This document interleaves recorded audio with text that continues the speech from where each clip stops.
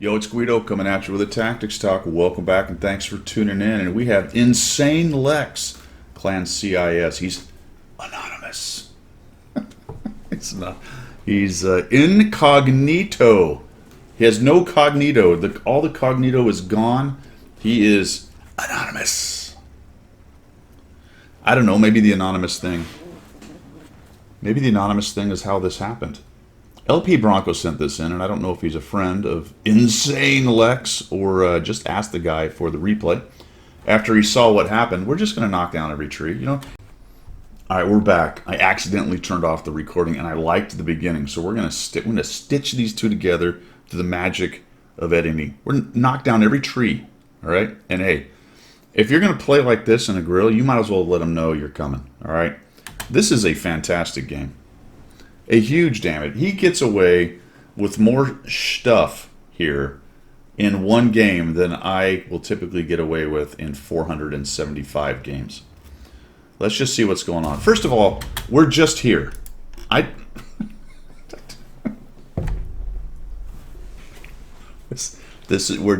here. All right. This spot. Raise your hand if you've taken your Grille 15 here this early in a game. All one of you. There's no scouts, my friends. No scouts. There are some mediums. But there's no scouts. And maybe that was part of Insane Lex's calculus right here. Gets a big thump on the Centurion. We're at 700. This is a massive, massive game. Which is made more interesting because it doesn't really start massive. And that's a good start. That's good too. We're already at 1,000. 2 shots from that spot, my friends. I'm trying. Nobody's wandered over here. Nobody's come up through the bushes. This relatively low camo tank, relatively anyway, out in the open, just firing away. Wow. So Insane Lex is going to have a big game. LP Bronco is over there in his Object 430, and he definitely has something to do with the win. They're actually doing really well over here on the east side of the map. Things are going pretty well. There's a brawl over on the west side, and we have the Grille 15 locking down the middle. You know, like they're known to do. You just drive those forward and grab a tiny little bush and start whacking people. This is so awesome. Progetto 65 is over there, the M103. Now, Lex's team, Lex and LP's team, starts feeling their oats and starts moving in. Then we have a RHMB wandering around, and we armor not hit that guy. That kind of hurt. And then he disappears. But he doesn't spot us. Nope. I don't think so. Doesn't have enough spotting. Nobody close enough. And we just stick here in the same bush. No problem. No problem. Our heroes team starts to push in. I start to lose a bunch of hit points. Pantera, we bash him. We didn't penetrate their armor, but we did get 1,520 assists by tracking him. Fantastic. Well aimed, by the way. That actually went right into his sprocket there. Another big thump. 622 for the old low roll. LP moves up and says, man, I like spotting damage. How about I get some of that stuff? That's delicious. Let me have some. So he moves a little bit forward in his Object 430, and all we got is a 103 and this other tank. Of course, there's a Progetto back there, a bunch of campers in the RHM as well. Now our Pantera's taking a schwacking. And we're down 3,000 hit points, my friends. Down down 3,250 hit points. And 2 guns. And now the Grille is just staring. And we have hung out in this middle. Have you ever seen the like? How long have you been able to sit right there and not be spotted, my friends? Certainly not for now going on to 4 minutes.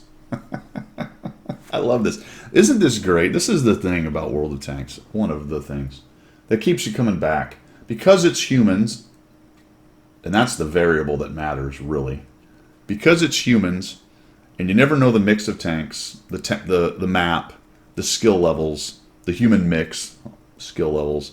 You just don't know what's going to happen. So sometimes you have a game like this where you just scratch your head and go, I don't know how this happened. It happened. I can see it. It is currently happening. Even as I can't believe that it's happening, here we are.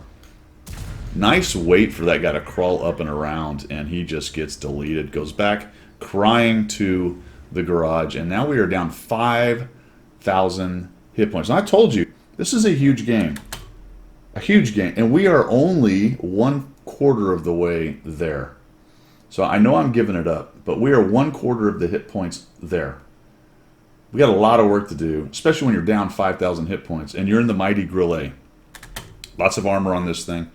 Nice shot on that. Just picks at the turret. The 103's got a really long, large turret, so when you turn it sideways to people, it's quite the target. And Lex takes advantage. Starts to even up a little bit in the hit points. That's a little better. 3,600 is not as scary as 5,000. But it looks like this side is sort of collapsing, and the P-44 is the only thing between whatever's left over here on the east and Insane Lex's strategic, very strong bush. All right, to be fair, he's shooting through the forest, getting spots. That's all nice. Just nobody has wandered over this way. LP's been sitting in this bush for a while. I don't know what he's doing. I didn't see his replay as far as whether he's shooting or simply spotting. It seems to me maybe he's just spotting. Another 756 dropped in there. Progetto gets a couple thumps. The Pantera is kind of in trouble, though. He's close to a one-shot. And there's 2 autoloaders in there, plus the 103, although he's on low hit points. And things are not going swimmingly either over on the west side. However, we've evened it up to 2,000, close to even it up to 2,500 on the hit points. And then these two guys have snuck around, and that's no bueno. The WZ-111 GFT, that's the wild card that was obviously hiding in the bush over on this side, thumping people, and they destroy nearly everything over here on the east side. This surprised me. Lex decides to stick around. LP says, not me, not this kid. I'm out. Oh, there's a JT. I don't know how he didn't get spotted right there. I don't know. I don't know. Spotting mechanics. Perhaps it was the perfect setup for him in the bush. He knew exactly what he was doing. We're still in the middle. Can I just foot stomp this? Can we beat this? We just haven't.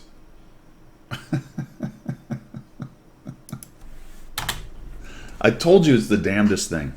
It's the darndest thing. It really is. Oh, then we have an RHM. He's moved over to that way. So we just turn around. Never mind, there's 4 tanks here. And I think he finally sort of says, you know what, I've gone... Nope, wait, sorry, I forgot. We have one more thump on this guy. Nice high roll at 829. Ouch. Down goes the RHM. And because of the track destroyed, we add some more spotting. There was a tree down over there, I just noticed, actually. A tree just got knocked down, I think, over that way. So we actually push up in here and say, whatever, man. Let me get a little more damage. Doesn't matter to me. Doesn't matter to me. I'm anonymous. I am incognito. I am unseeable. I am the invisible, insane Lex. Finally, we move out. So we're going to head back over here where our guns are. I think this is wise. I would say it was a little bit late, but he got the shot on the RHM, so what the hell do I know? Nothing. Nothing. And we're going to go take the second most what's the word? Unexpected position of the game. Back to the comments about humans and the way the game is set up and how games go. Sometimes these things just work. I don't know why they work. They do. Everyone in the match has a vote. Sometimes people make weird votes. Also, what you're going to see here, and this is important towards the last part of the game, this is already a pretty good game at 5,590. Team is still down 3,000 and some tanks, so they got a lot of work to do. But as huge games like this often do, you have odd things happen. We're going to see some odd things here pretty soon. And of course, the oddest so far is where he sat for 6 minutes, 7 minutes, without anybody even blundering into him. I mean, usually someone blunders into you at some point. Someone says, wow, nothing's been going on in the middle, and some medium or something wanders into the middle. You know, we didn't even have a wanderer. Because I'm a wanderer. All right, object 430. We got LPs pushed back over to there. He's getting spotting. Ah, there's an Emil. So let's just pop up here and we'll just take a little nice shot on this guy. That's pretty wise. He didn't quite go for it. He was going to use the bush if he can. And then we have the WZ making his push and gets clear and gets thumped and then gets lit on fire. And holy cow, we are absolutely gobbling up the hit points. And we're at 6,800, but we got spotted. More spotting damage. Somehow the Grille got the spotting on some of that. Excellent. We're up to 2,304 spotting, 6,877 damage, and we've pulled out to tactical commander view, whichever one that is. I don't know why she swallowed the fly. Why the jack? You just saw two guys disintegrate. Two guys just disintegrated, and then you take your JT and go, well, I don't know, maybe they'll not see me. Perhaps I will be invisible where they were not. And now we got a guy behind us. This seems like the end, doesn't it? This seems like the Grille might get another shot, and it's pretty much over. No way. There's a Udez, a T10, a Sturv, a Progetto, a JT. They own 1.7% of the map. It has to be, right? Doesn't it? I think it... Well, I already gave it away. It's not over. All right, this guy rolls out. He gets hit. Hit by Artie and by the Udez. Oh, by the way, the Artie change. He's going to be the benefactor of the Artie change. And while he is a light-skinned tank, and Artie will have the best chance against a tank like this, it's just the splash is not as good anymore. Puts another thump and gets a nice roll for 710. All right, this has to be it. Progetto, T10, there's a JT behind him, and a Sturv should be moving up for the sandwich. This should be the end. 8,277 damage, 2,304 assists, 4 kills. Is it the end? This is it, right? The Sturv's got him. It's over. Has to be. We'll just run over here. And oh my gosh, now we're getting attacked. Does the Sturv not still have shots? Uh-oh. JT bounced. I told you, strange things are afoot. These are the kinds of things that have to happen for games like this. The Artie doesn't quite get him. This dude wanders out and eats a shot. How has the JT not killed him? I don't know. Perhaps he's keeping his head down. It's hard to tell. We're going to back out, go forward. We're still stunned. We are absolutely brawling now. This is a good old Grille 15 brawl at this point. Maybe he's actually covered up to where the JT is, perhaps. Possibly the JT. Yeah, maybe that he's actually covered up with the building, and that may have been his cunning plan the whole time. Kind of sneak back and forth, and then we see the T10. The T10's like, I got this guy. Nope. And the J. How did the JT not kill him? I don't know. We back out.